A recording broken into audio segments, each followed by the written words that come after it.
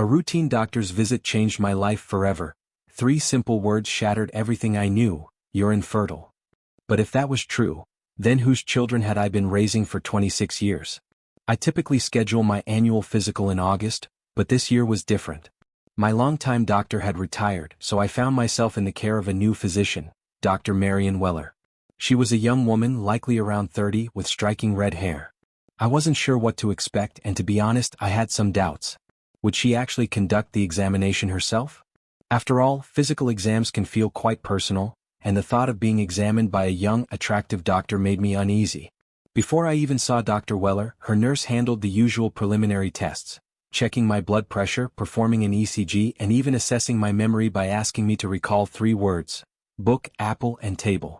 I've always felt a bit anxious in medical settings, but this time, my nerves had nothing to do with the tests themselves. Instead, I found myself preoccupied with the idea of being in a vulnerable state in front of such a beautiful young woman. However, my worries turned out to be unnecessary. The moment the exam began, I realized that my nervousness left no room for any other feelings. When it was all over, she smiled kindly and said, "I'm sure you're relieved that everything is done." I let out a small, grateful chuckle and replied, "Yes, thank you."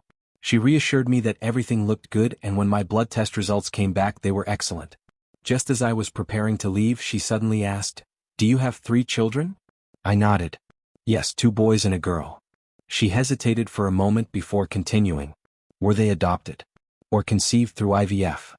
Her question caught me off guard. "No," I replied, confused. "Why do you ask?" A faint blush crept onto her face as she quickly explained, "I'm still new, and I make it a habit to read through all my patients' medical histories before our appointments." I frowned, sensing something was off. "What exactly did you find in my records?" She hesitated, then sighed. "Mr. Miller, you have a condition. You've been infertile since birth." Her words hit me like a freight train. I felt my breath catch in my throat. Has anyone ever told you this before?" she asked gently. "No," I whispered, my mind reeling. "Please, I need copies of all my medical records." Within half an hour, I was holding the documents in my hands, but my thoughts were elsewhere. I was 48 years old. I had been married to Melissa for 26 years. And all this time I had believed, without question, that we had 3 children together. Brad, 24. Mary, 22. William, 20. At least that's what I thought. The thought of who my children's biological father might be gnawed at me, but Dr. Weller's explanation didn't entirely convince me. After all 3 of them bore at least some resemblance to me. Could there have been a mistake? Determined to verify the information, I took the medical notes I had received and studied them carefully in my office, considering different ways to confirm what I had just learned. Still grappling with disbelief, I decided to reach out to an old friend from college, Mark Madden, a urologist based in New York. If anyone could give me a clear, professional perspective, it was him. He returned my call almost immediately. "Hey Mark," I greeted him, trying to keep my voice steady. "I need your advice on something serious. It's personal, requires full confidentiality, and we'll have to discuss it remotely." "Understood," he said. "Send me the documents by email. I'll review them this afternoon." "Appreciate it. And please send me an invoice for your time," I added. Mark didn't waste any time. By 3:30 p.m., he called me back with news I hadn't fully braced myself for. "Ted," he said, his tone cautious but firm, "I went through everything. You were born with a condition that caused infertility. I don't think you were ever aware of it, but when you were diagnosed, there was nothing that could have been done at the time. Medical advancements have come a long way in the past decade, but back then, it was irreversible." My throat felt dry. "Mark, could you send me a medical textbook on this?" I asked, needing something tangible to help me process what I was hearing. "Of course. I'll email it to you in 10 minutes, he assured me. Then, after a brief pause, he asked, "Do you have kids?" I hesitated, then answered, "Yes. That's what I always believed." "I see," he replied simply. "Good luck, Ted." And with that, he ended the call. Still in a daze, I immediately contacted a DNA lab. Within the hour, I had arranged for them to send multiple testing kits, which arrived promptly by 5 p.m. I placed them in my briefcase and headed home, my mind racing the entire drive. My youngest, William, was still in school but would be leaving for college next week. After weighing my options, I decided that testing just one child would be enough to confirm the truth.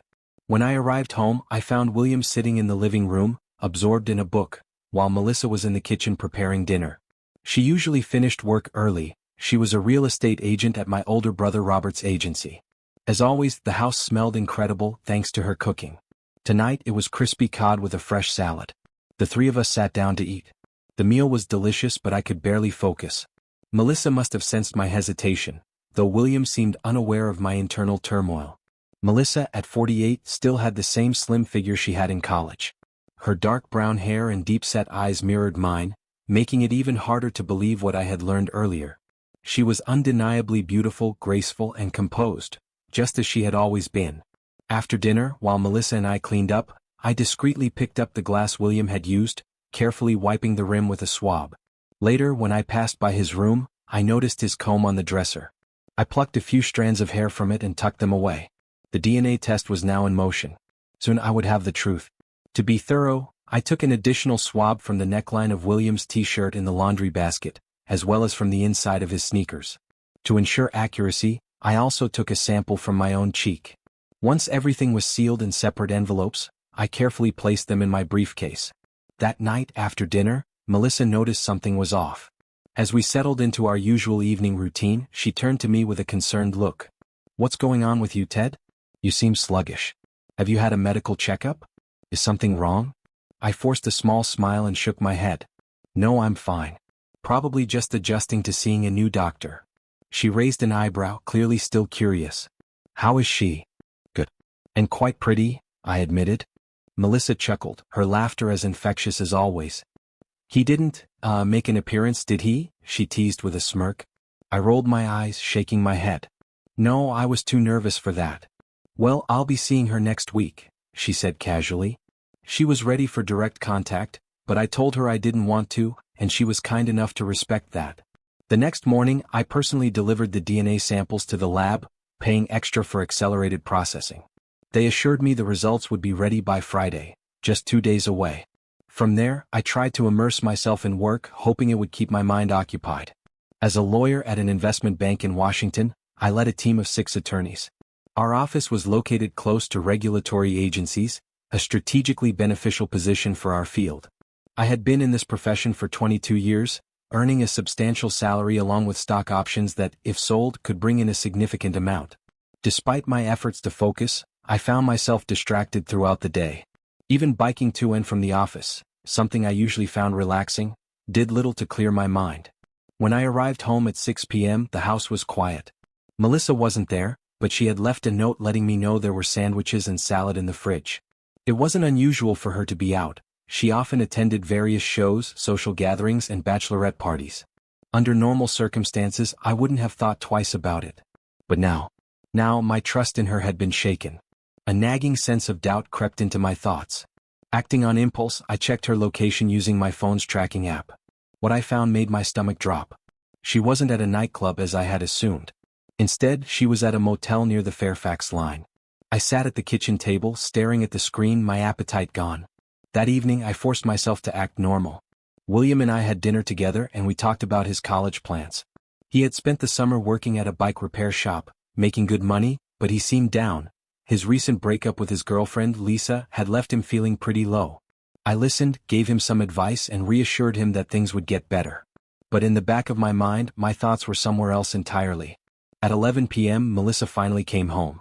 She slipped into bed beside me without saying a word, acting as if nothing had happened. But everything had changed. Lying there in the dark, my mind raced with a realization that sent a chill through me. If what I suspected was true, then William wasn't my son. He was my brother's.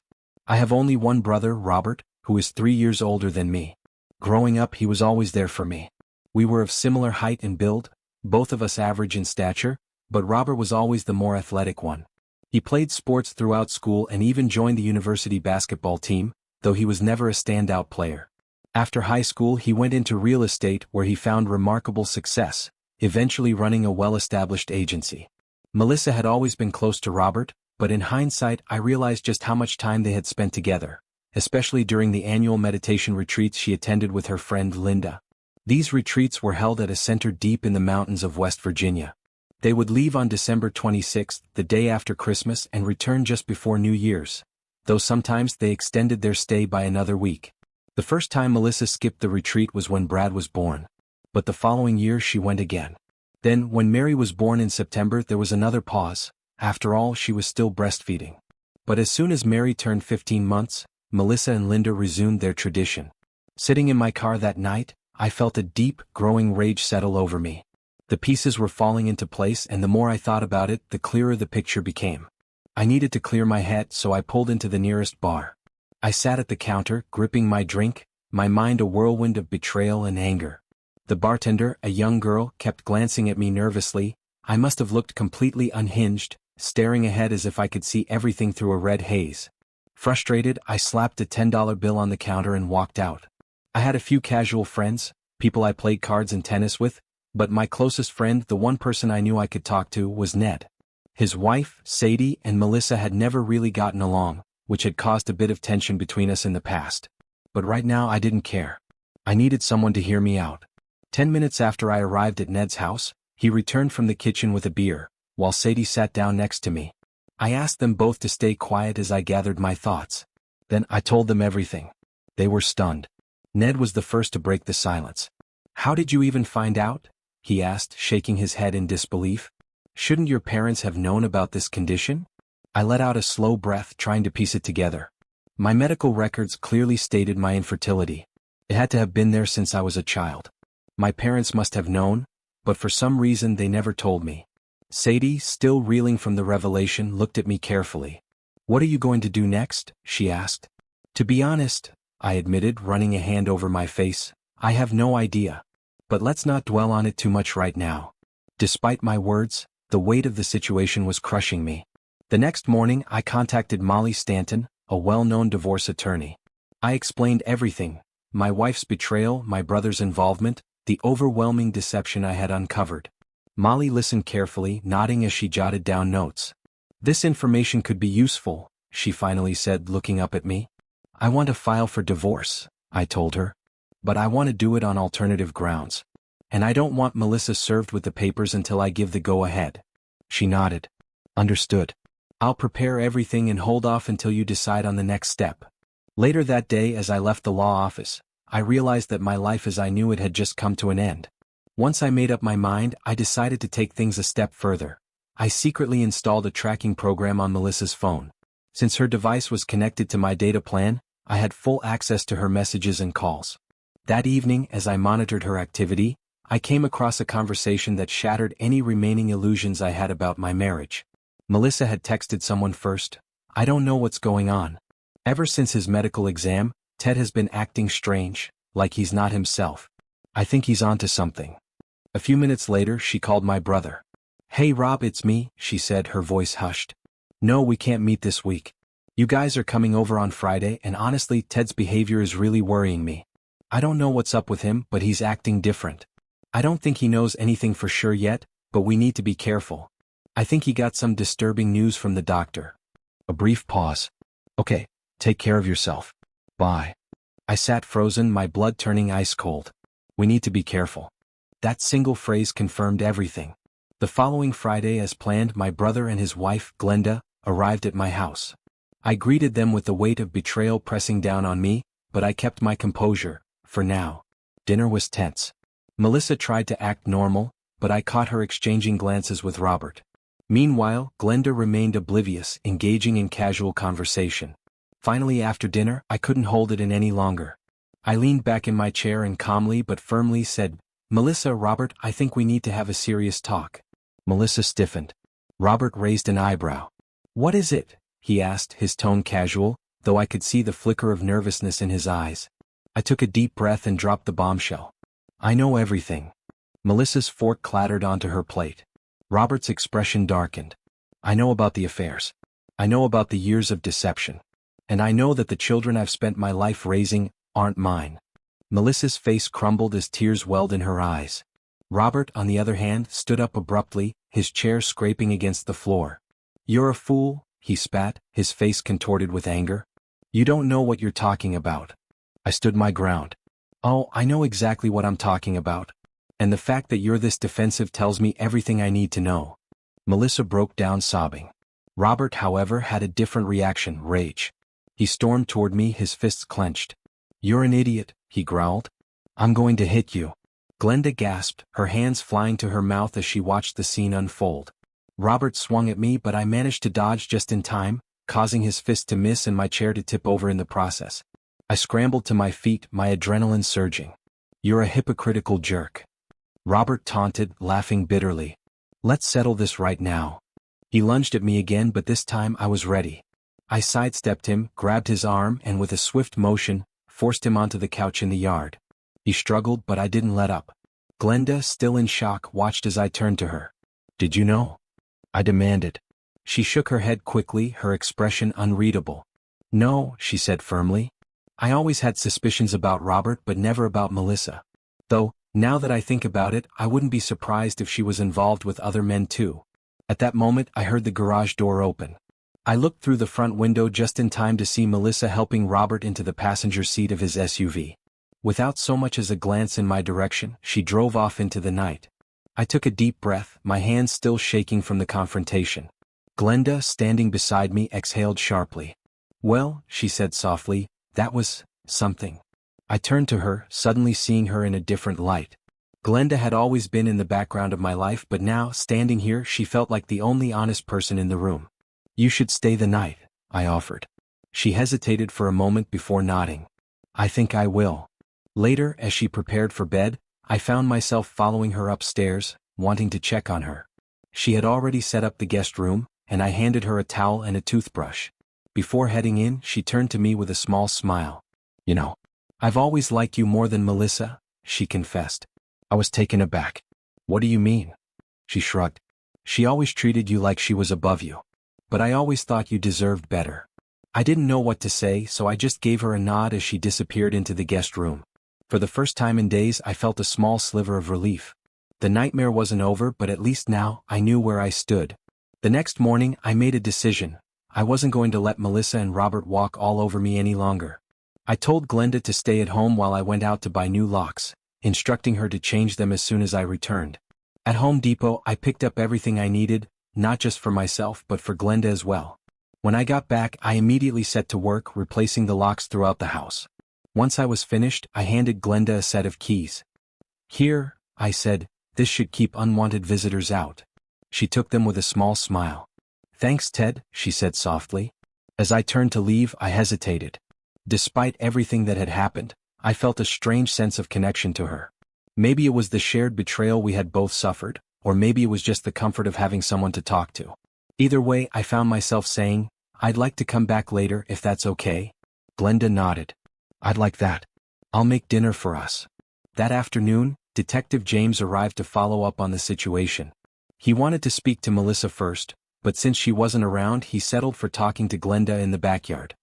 He recorded their conversation, which lasted nearly 20 minutes, before turning his attention to me. As Glenda passed by, she whispered, "Be careful.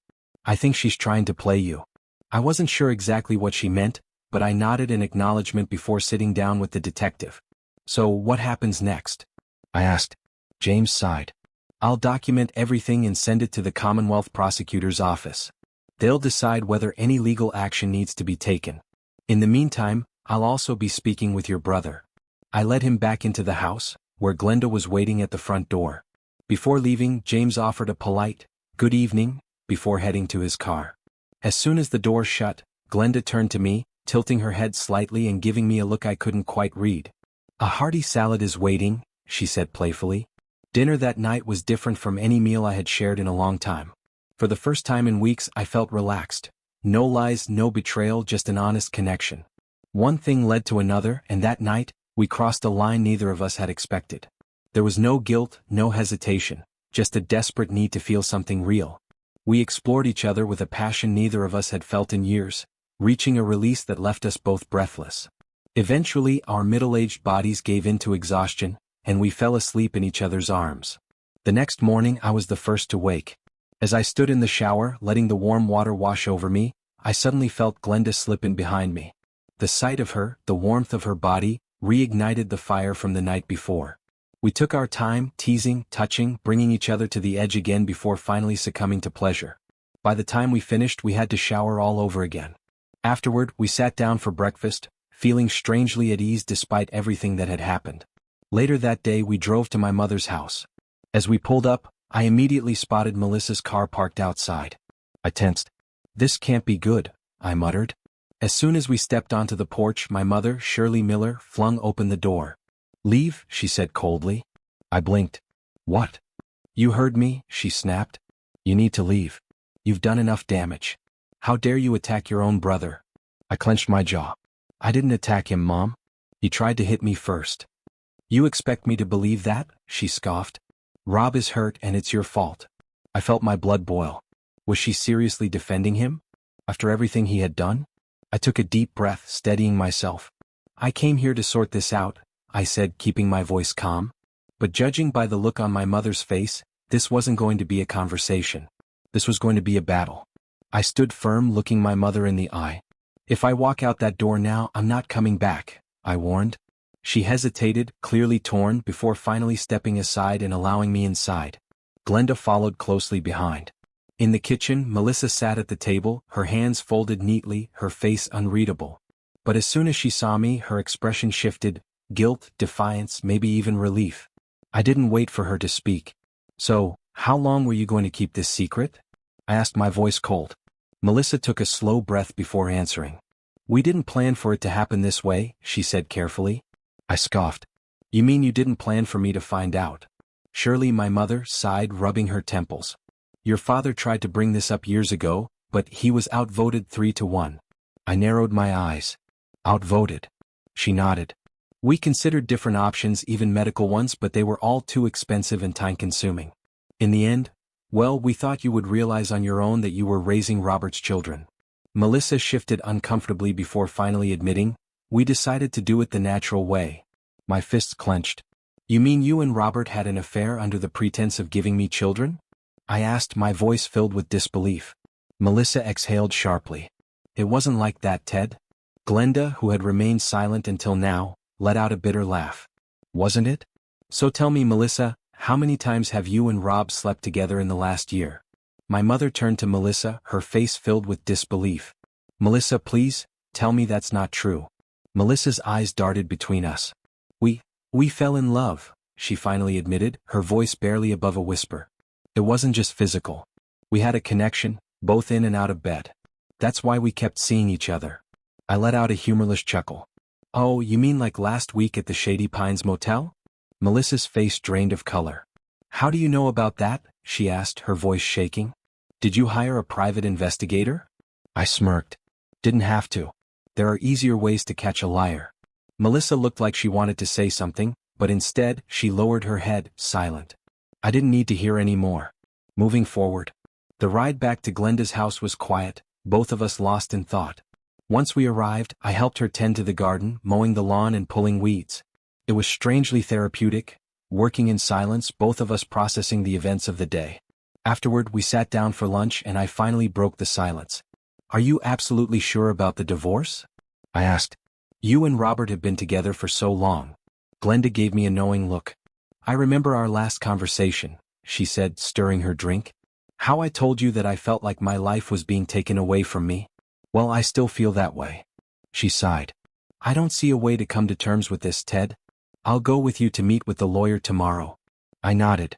Whatever happens next, it's up to us now. That evening my phone rang, it was Brad. I answered immediately. Hey son. Dad. He hesitated. I just wanted to say, I'm sorry. I didn't know. I mean, I never had any reason to doubt, but now, everything just feels so messed up. I swallowed the lump in my throat. It's not your fault, Brad. And no matter what happens, you're still my son.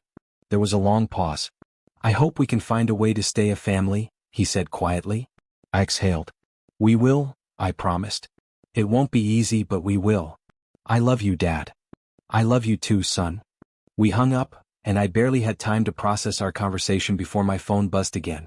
This time it was William. He looked more hesitant than Brad. Dad. He started, his voice uncertain. There's something I need to tell you. I braced myself. Go ahead, son. He took a deep breath. When I was home alone while everyone was at school, I found something.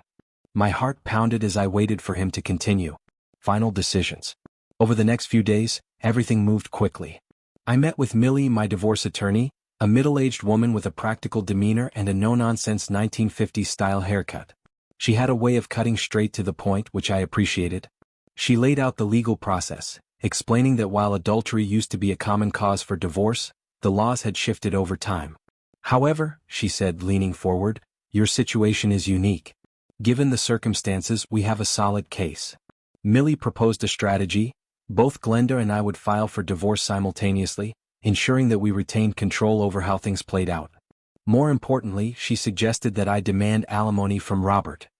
He played a direct role in destroying your marriage, she explained. And financially he can afford it. The thought of taking something from Robert felt oddly satisfying. A night of release. That night, Glenda and I found ourselves back at my house, sorting through the mess of emotions and legal documents. One thing led to another and soon we were in bed together again. At first it felt strange, being intimate in the same room where Melissa had betrayed me countless times. But as I let myself focus on the present, I found myself giving in to the moment.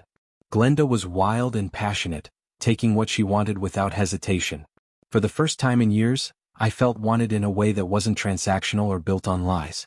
Afterward, as we lay tangled in the sheets, she smirked and said, "Taking that woman's husband in her own bed? Now that's justice." I couldn't help but grin. Melissa's rage. The next morning, I sat in my office, my laptop open as I sent detailed emails to my children explaining what had happened.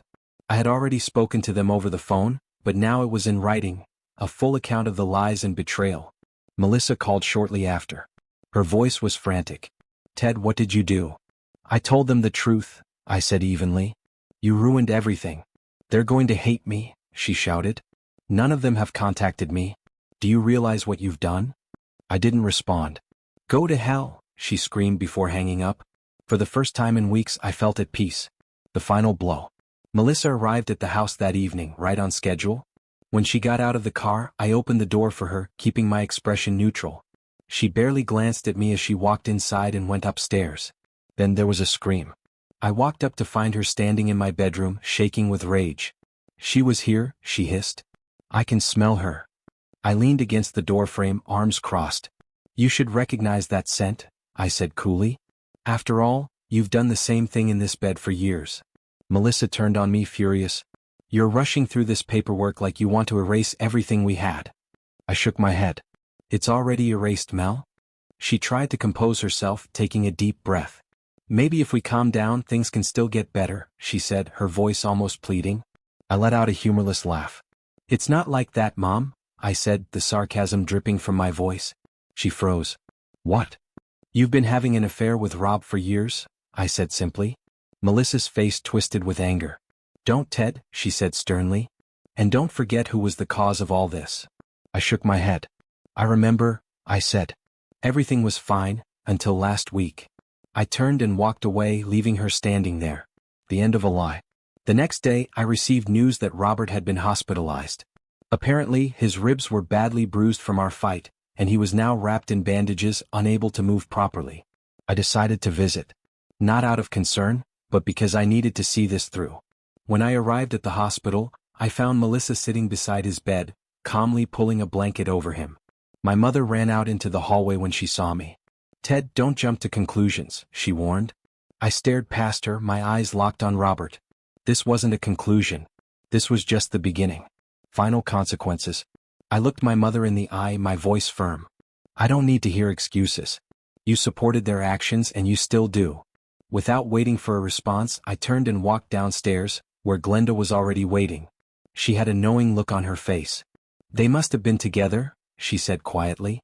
As if on cue, my mother and Melissa rushed into the room, both looking flustered.